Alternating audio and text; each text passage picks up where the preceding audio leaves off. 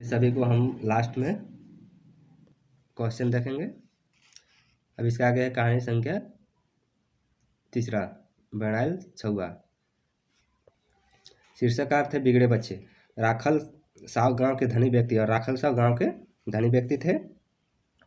1000 मन धन के खेतीहार।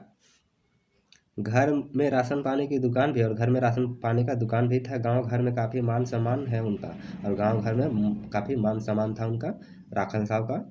उनका बेटा मोती भी बड़ा गुणवान है। मिडिल की परीक्षा में वो फर्स्ट आता है और उनका बेटा भी बहुत गुणवान है और वो मिडिल परीक्षा में फर्स्ट आता है। शहर के स्कूल में उसका नाम लिखवाया जाता है और शहर के स्कूल में उसका नाम लिखवाया जाता है। वहाँ बुरी संगत के कारण वो बिगड़ जाता है। वहाँ बुरी संगत के कारण बिगड़ जाता है और मैट्रिक में फेल कर जाता है। वो फिर वहाँ मैट्रिक में फेल कर जाता है। मोती घर लौटता है। बुरी संगत के कारण वो गांव में आवारागिरी करता है और बुरी संगत के कारण वो गांव में आता है और आवारागिरी करता है। लड़कियों को छेड़ता छाड़ता है। गांव के लोग शिकायत करते हैं। पिता के डांटने पर वह भी पिता पर हाथ उठाता है। उसके पिता इस सदमे को सह नहीं पाते और कुछ दिनों बाद मर जाते हैं और वह गांव में उसका अपने बेटा का रवैया देख के वो सह नहीं सकते हैं और फिर मर जाते हैं। माँ बहुत दुखित है और माँ बहुत दुखी है। कुछ दिन मोती की शादी एक अच्छे घर में कर दी जाती है किंतु उसके स्वभाव में परिवर्तन नहीं होता है। किंतु शादी होने के बावजूद भी उसके स्वभाव में चेंज नहीं होता है, परिवर्तन नहीं होता है।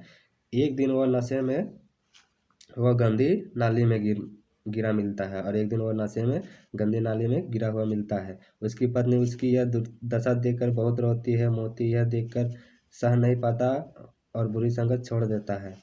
उसकी दशा अपने पिता की तरह फिर वापस हो जाती है और पुनः मान सम्मान मिलने लगता है। और वो नाली में जब गिरा हुआ रहता है तो उसकी पत्नी देखती है और रोती है तो वो रोता देख के उसके बाद से बुरी संगत छोड़ देता है। तो यहाँ एक पत्नी का रोना देखा जाए तो सही साबित हुआ और फिर से मान सम्मान मिलने लगता है। फिर अगला कहानी संख्या 4। झारखंड में लगने वाले बड़े बड़े कल कारखाने और उसे उत्पन्न विस्थापन की एक राष्ट्रीय कहानी है कर्मा।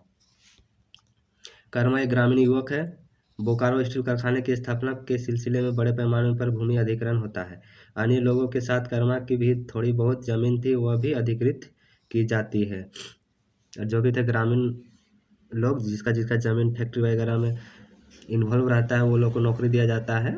अब देखते हैं कहानी में क्या बताया गया है। अधिग्रहण के समय सरकार द्वारा लोगों को बहुत ही लुभावने सपने दिखाए गए थे और बहुत ही सपने दिखाए गए थे कि नौकरी देंगे, नौकरी के बदले ये देंगे वो देंगे करके। अब देखते हैं आगे क्या होता है। कर्मा ने भी सुखद भविष्य के सपने देखे थे और कर्मा ने भी सुखी भविष्य के सपने देखे थे। कारखाने की स्थापना के समय वह मिट्टी काटता था और कारखाने की स्थापना जब हो रहा था उस समय वह मिट्टी काटता था। उसी समय दरमियान कर्मा की भेंट फलवा नामक रेजा से होती है और कर्मा की भेंट फलवा नामक रेजा से होती है। उन दोनों में प्यार पनपता है। वह खुशहाल गृहस्थी के सपने देखता है पर दुर्योग से फुलवा की मृत्यु एक बड़े पत्थर के नीचे दब जाने से होता है और उसकी जो फुलवा थी वो एक पत्थर के नीचे दब के मर जाती है। उसके नियत में फिर कोई दूसरी फुलवा नहीं आती है और वह अकेला रह जाता है इस दुनिया में। और फिर उसके बाद वो और कोई लड़की की तरफ नहीं देखा ना सोचा और वो अकेला रहता है इस दुनिया में। फिर कहानी संख्या 5 दीदी जी। कहानी संख्या 5 दीदी जी सार संक्षेप यह एक आशावादी कहानी है कि सुख के रास्ते या साधन और भी है। उसी थीम पर यह कहानी रची गई है। विवाह के कई वर्षों के बाद फूलमणि को कोई संतान नहीं होता है। दीदी जी का कहानी में आप लोग देखे होंगे बारीकी से, अगर नहीं देखे होंगे तो आप लोग जाके क्लियर फोटा में देख सकते हैं। विवाह के कई वर्षों के बाद भी फूलमणि का कोई संतान नहीं होता है। वह इस चिंता में उदास रहने लगी और वो उस बात को सोच सोच के उदास रहने लगी। रोना धोना की उसकी नियमिति बन गई और रोना धोना उसका नियति बन गई, यानी बार बार रोती थी, आदत हो गया नियति। उसके ससुर फूलमणि के दुख को देखकर बहुत परेशान रहते हैं। एक दिन वे फूलमणि को मोहल्ले के कुछ बच्चों को पढ़ाने की जिम्मेदारी सौंपते हैं और कुछ दिन के बाद उनके ससुर देख के फूलमणि को कुछ बच्चे पढ़ाने को देते हैं। इस काम में उनका अकेलापन कुछ कम हुआ और इस काम में कुछ अकेलापन बच्चा का जो कमी था वो कमी उतना होने नहीं लगा। आरंभ में 5 बच्चे ही रहते थे और शुरू में 5 बच्चे ही रहते थे, पर फूलमणि ने जब मन लगाकर पढ़ाना शुरू किया और बच्चों को प्यार दुलार देने लगी तो बच्चों की संख्या काफ़ी बढ़ जाती है। तो धीरे धीरे और भी उसका बच्चे के प्रति सोच कम जाने लगता है, काफ़ी बढ़ जाती है। फूलमणि की मेहनत और बच्चों के प्रति प्यार की वजह से बच्चों की संख्या बढ़ती गई और एक दिन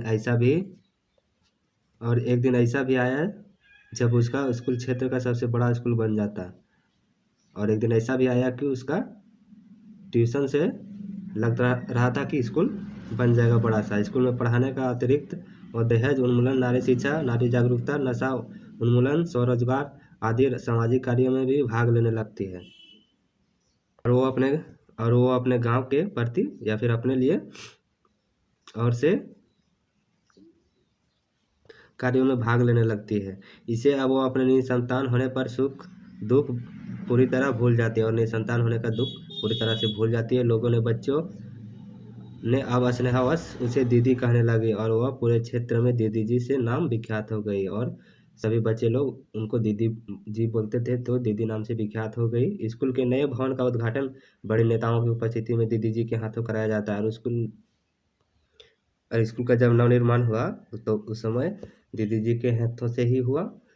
तो इस सम्मान से वो अभिभूत हो जाती है कि हम इतने बड़े पायदान में हो गए कि हमसे एक स्कूल का उद्घाटन किया जा रहा है। अब दीदी जी एक बड़े समुदाय की दीदी बन गई थी और एक दीदी जी बड़े समुदाय की दीदी बन गई थी जो उसके स्वयं के बच्चों से मिलने वाले सुख के कई कई गुना बड़ा थे। जो अपने बच्चे से खुशी मिलता उसके अलावा उसको और भी बड़े बड़े गुण मिलते थे। तो इसके आगे देखेंगे हम कहानी संख्या 6 रकतबारी। और ये सभी कहानी यानी 11 कहानी है। तो 11 कहानी के बाद हम इसको क्वेश्चन आंसर करेंगे बारीकी से। तो आप लोग बने रहिए हमारे चैनल क्लियर कोठा में। थैंक्स फॉर वॉचिंग क्लियर कोठा।